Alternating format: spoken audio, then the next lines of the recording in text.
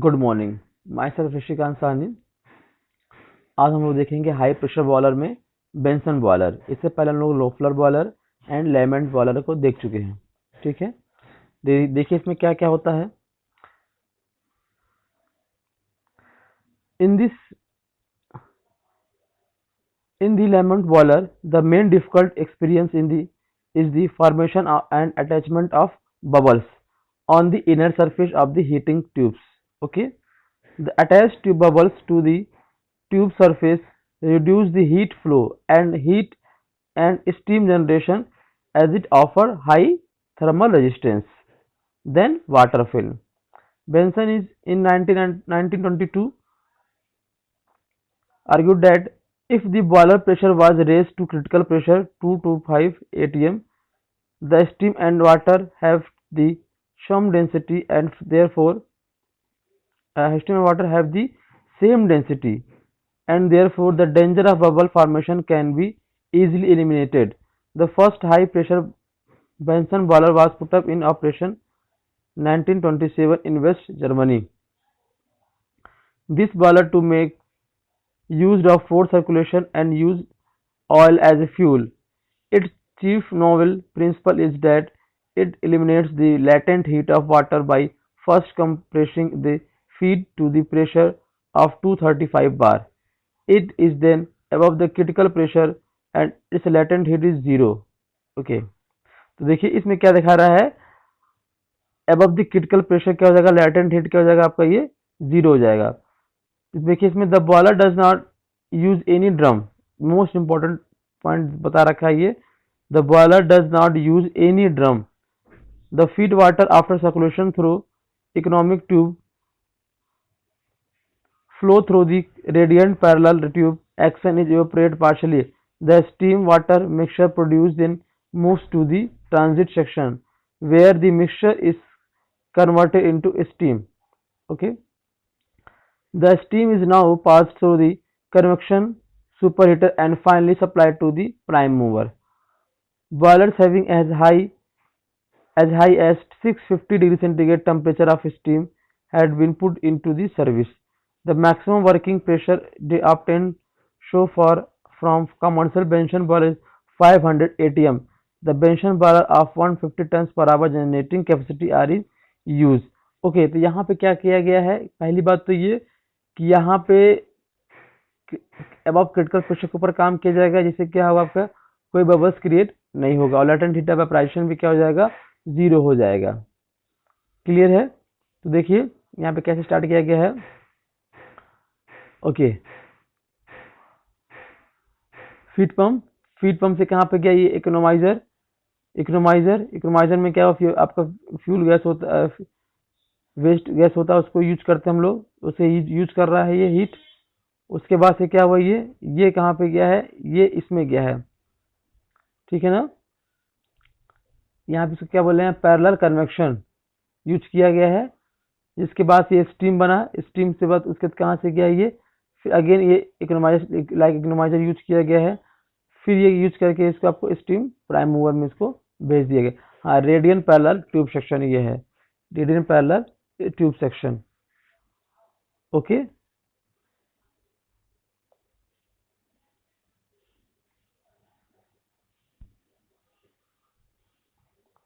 Advantage of Benson boiler क्या है, it can be created in the completely small floor area. ठीक है, इसको आप लोग देख लीजिएगा अच्छे से। नेक्स्ट देखते हैं हम लोग सुपर क्रिटिकल बॉयलर्स। इसमें क्या क्या है, the large number of steam generating plants are design between working range of 125 atm and 510 to 300 atm and 660. These are basically characterized as subcritical and supercritical. Usually a subcritical boiler consists of three different sections as preheater, economizer, evaporator and superheater. Most important point बता रखा आपको यहाँ पे। The large number of steam generating plants are designed between the working of 125 atm and 510 degree centigrade to 300 atm to 660 degree centigrade. These are basically characterized as subcritical and supercritical. Okay, usually subcritical boiler consist of three different sections as a preheater, economizer use करते हैं, evaporator use करते हैं and super heater use करते हैं। A super critical boiler requires only pre heater and super heater. ठीक है। The constructional layout of both the above type of boiler is however practically identical. These days, it has become a rule to use supercritical boiler above 300 megawatt capacity units. The supercritical boilers claim the following advantage over critical type. First क्या है, large heat transfer rate. Okay ये सब चीजें हैं इसमें। Supercharge boiler देखिए क्या है। In a supercharged boiler, the combustion is carried out under pressure in the combustion chamber by supplying the compressed air. यहाँ पे क्या है, supplying the compressed air. The exhaust gas from the combustion chamber are used to run the gas turbine as they are exhausted to high pressure. The gas turbine runs the air compressor to supply the compressed air to the combustion chamber. Okay. तो super critical boiler में क्या क्या use करते हैं हम लोग, use करते हैं प्री हीटर इवेपोरेटर यूज करते हैं, एंड सुपर चार्ज बॉयलर में क्या यूज करते हैं हम लोग, टरबाइन यूज करते हैं। ठीक है। ओके नेक्स्ट टॉपिक देखते हैं हम लोग क्या है इसमें, burning of coal. Burning of coal का क्या क्या मेथड है वो देखते हैं इसमें। The two most commonly used method for the burning of coal are stoker firing, polarized fuel firing. Stoker firing and polarized fuel firing. The selection of one of the above method depends upon the following factors: characteristic of the coal available, capacity of the boiler unit, load fluctuation, station load factor, reliability and efficiency of the various type of combustion equipment available. इस पे depend करेगा। तो देखते हैं स्ट्रोकर firing में क्या क्या होता है। A stroker is a power operator fuel feeding mechanism and grate. A stroker is a power operated fuel feeding mechanism and grate. Stroker firing bracket में क्या देखा आपका, as compared to hand firing entails the following advantage as a disadvantage. Advantage क्या है इसमें, cheap grade कोल fuel भी use कर सकते हैं आप इसमें, हायर एफिशिएंसी आप कर सकते हैं, एक ग्रेटर फ्लेक्सिबिलिटी ऑपरेशन। ओके ये दे सकता है। डिसएडवांटेज क्या है, कंस्ट्रक्शन इज कॉम्प्लिकेटेड, ये डिस्ट्रक्शन आपका देखा है। नेक्स्ट देखते हैं स्ट्रोकर फायरिंग के क्या क्या क्लासिफिकेशन है। Overfeed stoker, underfeed stoker, overfeed stoker and underfeed stoker. इसमें देखिए in the case of overfeed stoker the coal is fed overfeed. In the case of overfeed stroker, the coal is fed into the grate above the point of air admission. देखो air क्या यहाँ से admit कर रहा है, above the point of air admission. And in case of underfeed stroker, the coal is admitted into the furnace. The coal is admitted into the furnace below the point of air admission. Okay.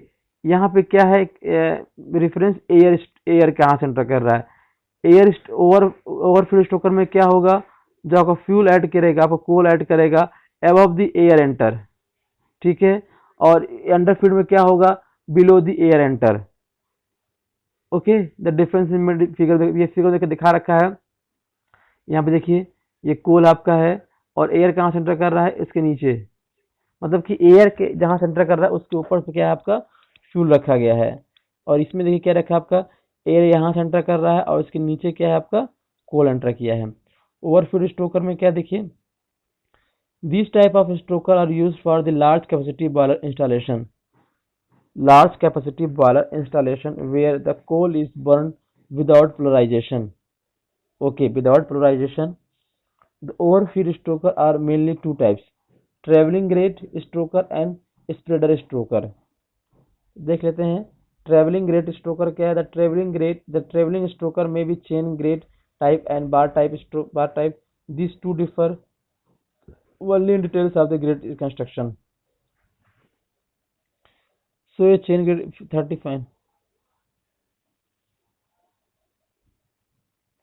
Chain grate stoker देखिए यहाँ पे दे रखा है, इसके बारे में क्या बता रखा है। The speed of the stoker is 12.5 cm to 50 cm per minute. An index plate with pointer show the coal bed thickness of the all times. This can be regulated either by adjusting the opening of the fuel grate or by the speed control of the stroker driving motor. Okay, ये दे रखा है इसमें, ठीक है। Next देखते हैं। इस product स्ट्रोकर देख लीजिएगा, मेन इंपॉर्टेंट क्या है इसमें आपका, पोलराइज स्ट्रोकर, पोलराइज वाला। पोलराइज फ्यूल फायरिंग देखिए, in a pulverize fuel firing system the coal is reduce to a fine powder, ये इंपॉर्टेंट है, the coal is reduce to a fine powder with the help of grinding mill and then projected into the combustion chamber with the help of hot air current. The amount of air required, known as secondary air, to complete combustion is supplied separately to the combustion chamber.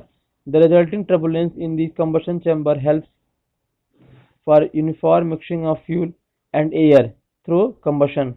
The amount of air which is used to carry the coal and the dry it before entering into the combustion chamber is known as primary air, and amount of air which is supplied separately for completing the combustion is known as secondary air. Clear है? The efficiency polarized fuel firing system mostly depend upon the size of the powder. Okay. The fineness of the coal should be such as 70% of it would pass through a 200 mesh sleeve and 90% through 50 mesh sheave. Okay.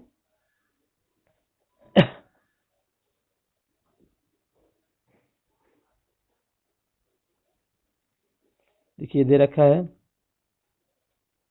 चलिए ठीक है, ठीक है, तो इतना आप लोग पढ़ लीजिएगा। Okay, thank you.